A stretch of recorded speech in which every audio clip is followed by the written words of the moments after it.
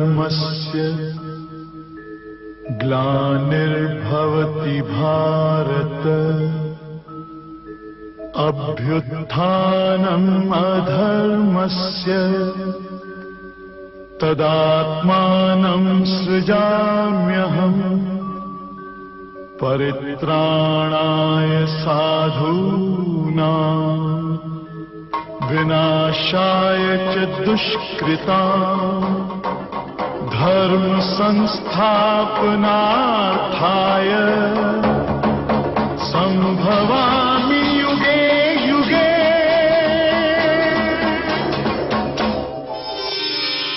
नमस्कार दर्शकों, जीवन सार गीता हम चर्चा कर रहे थे कि युद्ध के मैदान में क्या चल रहा है।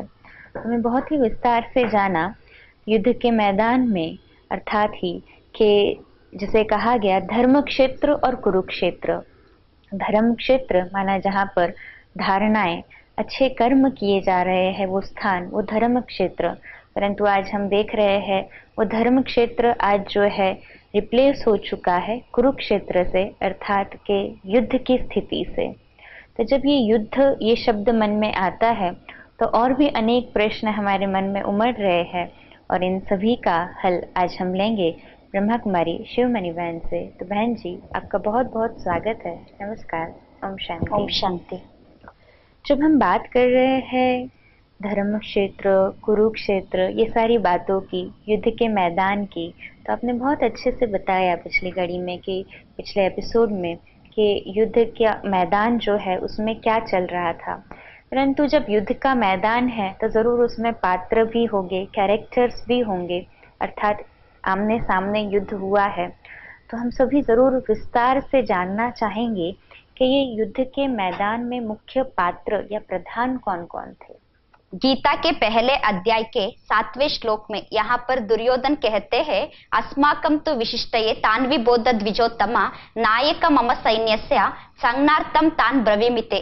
अर्थात दुर्योधन वहां पर द्रोणाचार्य जी को कहते हैं कि हमारे पक्ष में जो जो प्रधान है आप उनको समझ लीजिए।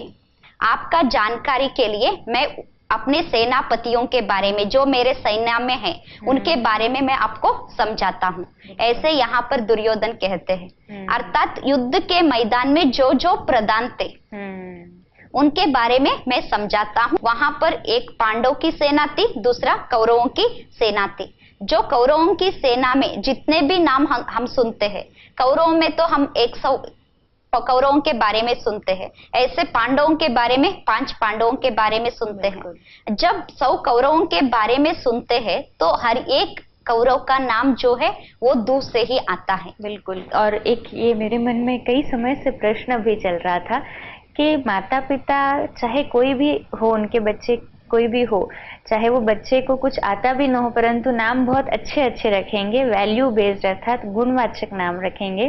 परंतु हम जब कौरवों की बात करते हैं तो उन सभी के नाम जो है दुर्योधन, दुशासन, ऐसे दो शब्द के साथ में स्टार्ट होते हैं। तो ये अपने आप में क्या संबोधित कर रहे हैं? यहाँ पर जितने भी नाम हम सुन रहे हैं, जैसे कि दुर्योधन है, दुशासन है, दुर्मुख है, ऐसे ही दुधर्म, ऐसे जितने भी कौरवों के नाम आते हैं सभी दूर दूर से आता है। ये जो दू शब्द है दुर्गुणों को दर्शाता है, अर्थात नकारात्मकता दर्शा रहा है, दुर्गुणों को दर्शा रहा है। ये जो दू शब्द हम उपयोग करेंगे दुर्गुणों को दर्शाने के बारे में। माता पिता अपने बच्चों का नाम ऐसे रख सकते हैं? ये भी तो एक प्रश्न। यहाँ पर जितने भी हम कैरेक्टर को देख रहे हैं वो सब गुणवाचक है। ओके। ऐसे ही पांडवों के जो नाम आते हैं वो भी गुणवाचक है, ऐसे कौरवों के जो नाम आते हैं वो भी गुणवाचक है। अच्छा, माना ये जो कौरवों के है वो दुर्गुण दर्शा रहे हैं और पांडव के जो है वो पॉजिटिव गुण दर्शा रहे हैं। हमारे अंदर जो गुण है उन गुणों को ही दर्शाता है। जैसे कि हम दुर्योधन के बारे में सुनते हैं तो दुर्योधन का जो अर्थ है, अर्थात वो धन को दुरुपयोग करने वाला। बिल्कुल। आज हम वो एक महाभारत में सुनते हैं कि एक दुर्योधन था जो धन को दुरुपयोग करते थे। लेकिन आज के जमाने में कितने लोगों को हम देखते हैं जो धन का दुरुपयोग करते हैं। बिल्कुल। जो भी धन का दुरुपयोग कर रहे हैं उन सभी को हम उसी लिस्ट में डालेंगे जिस लिस्ट में हमने दुर्योधन को देखा था। अर्थात जो भी आज के समय में धन का दुरुपयोग करने वाले हैं वो दुर्योधन की तरह हो गए। जैसे कि वो गुण दुर्गुण ही दर्शा रहा है। हाँ। जैसे कि दुर्योधन को हम इसलिए दुर्योधन कहते हैं कि वो धन का दुरुपयोग करता था ना। कहा जाता है धन जैसा आता है वैसा भी जाता है। अगर बुरी तरीके से जा रहा है, माना आप धन का दुरुपयोग कर रहे हैं, तो जरूर वैसे ही हम देखते हैं। दुशासन ये भी कुछ दर्शाता होगा। यहाँ पर दुशासन नाम हमें ये दर्शाता है कि जो शासन रचने वाले होते हैं उनको अच्छे शासन रचना चाहिए, लेकिन उसने बुरे शासन को रचा। इसलिए शासन बुरी तरीके से करना, हाँ। इसे कहा जाता है दुशासन। उसने जो शासन, जब एक व्यक्ति राजा के पोस्ट पर होता है तो उनको अच्छा शासन करना चाहिए, अच्छे रीति से शासन बनाना चाहिए, लेकिन उसने तो बुरे शासन किया, बुरी तरीके से शासन किया, इसलिए उसको हम दुशासन कहते हैं। ऐसे ही दुधर्मा जो धर्म का वहां पर दुरुपयोग कर रहा था। कौरवों के बारे में सुनते हैं, जितने भी नाम कौरवों के आते हैं सब दुर्गुणों को ही वहां पर दर्शाता है। तो आज व्यक्ति के जीवन में भी जितने भी दुर्गुण हैं, तो हमारे अंदर भी कहीं कौरवों के जैसा गुण है या नहीं, वो हमें खुद ही देखना चाहिए। ऐसे ही हम देखते हैं जो पांडव है, पांडवों के हर एक नाम जो आते हैं वो भी एक एक गुणवाचक ही होते हैं। जैसे कि पहले ही नाम आता है युधिष्ठिर। ये जो युधिष्ठिर नाम है ये युद्ध में स्थिर रहने वाला, इसलिए उसको युधिष्ठिर कहते हैं। इसलिए युधिष्ठिर माना युद्ध की स्थिति भी चल रही है। हाँ।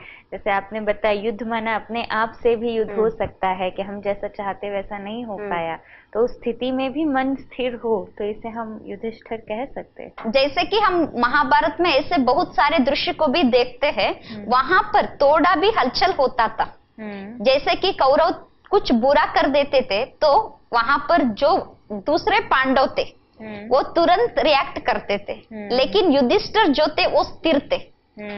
हर बात में स्थिरता थी उनके अंदर, इसलिए वो अच्छे जीवन में अच्छाई हो रही है या बुराई हो रही, दोनों टाइम युधिष्ठिर जो थे वो स्थिर थे, इसलिए उसको युधिष्ठिर कहते हैं। आज हमारे जीवन में भी कुछ अच्छा चल रहा है तो कुछ बुरा चल रहा है। होता यूं है, जब अच्छा चलता है तो हम ओवर एक्साइट हो जाते हैं खुशी से, और जब बुरा चलता है तो ओवर डिप्रेस्ड या ग्रीफ से मना दुख से भरपूर हो जाते हैं।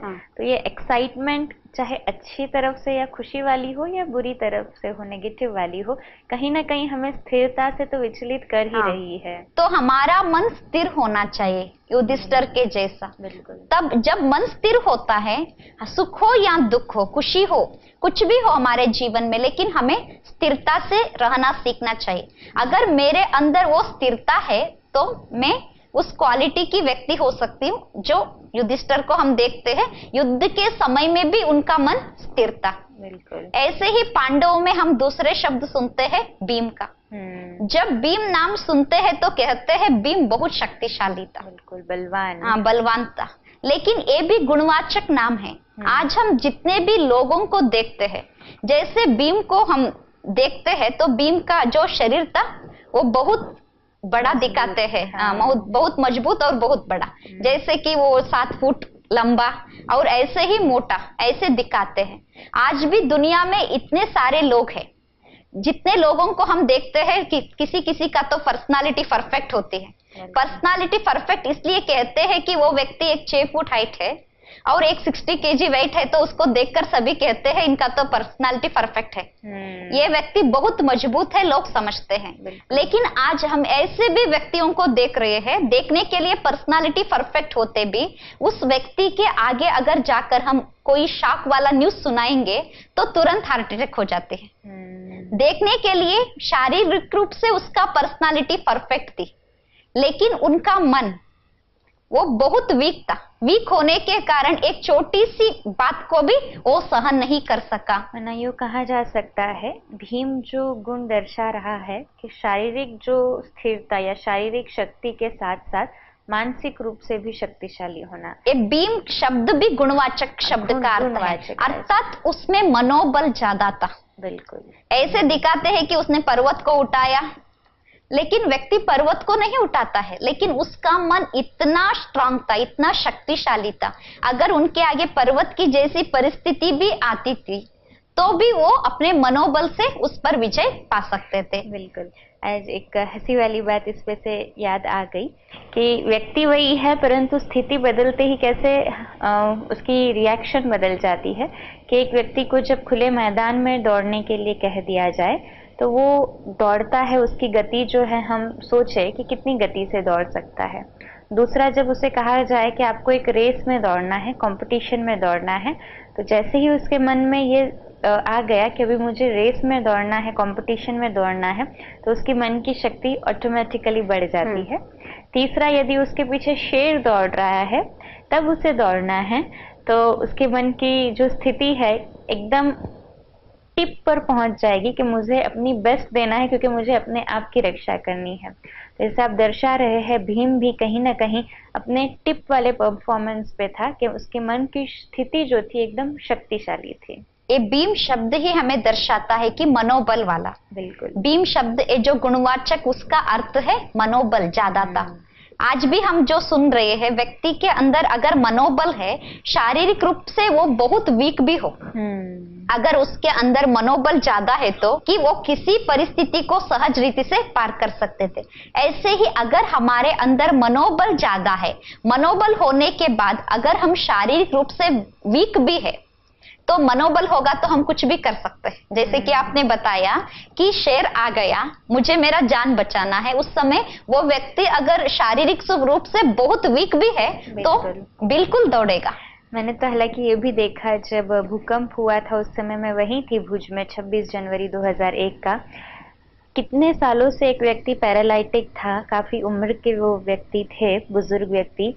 वो यहाँ से वहाँ चलने की तो बात दूर, अपने पैरों पर खड़े भी नहीं रह पाते थे।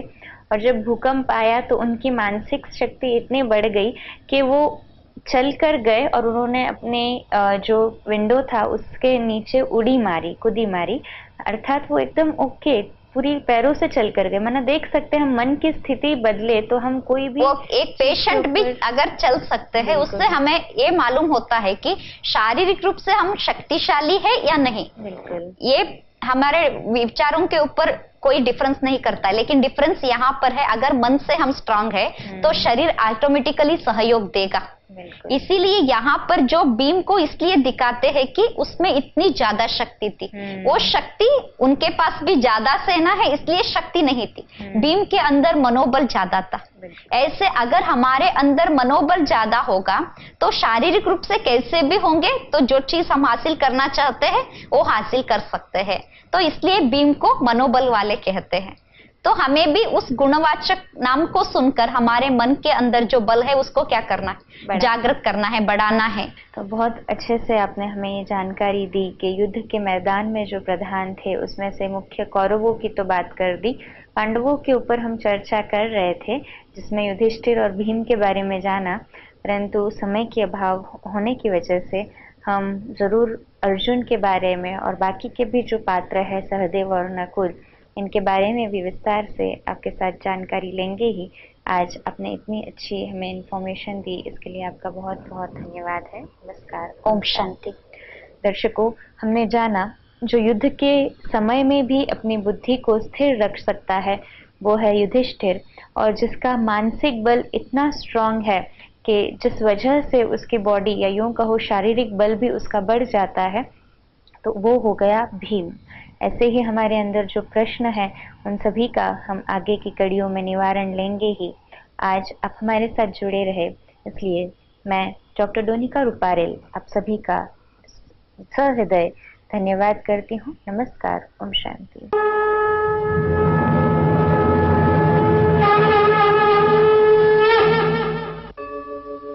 यदा यदा हि धर्मस्य ग्लानिर्भवति भारत अभ्युत्थानम् अधर्मस्य तदात्मानं सृजाम्यहम् परित्राणाय साधूनां विनाशाय च दुष्कृतां धर्म संस्थापनार्थाय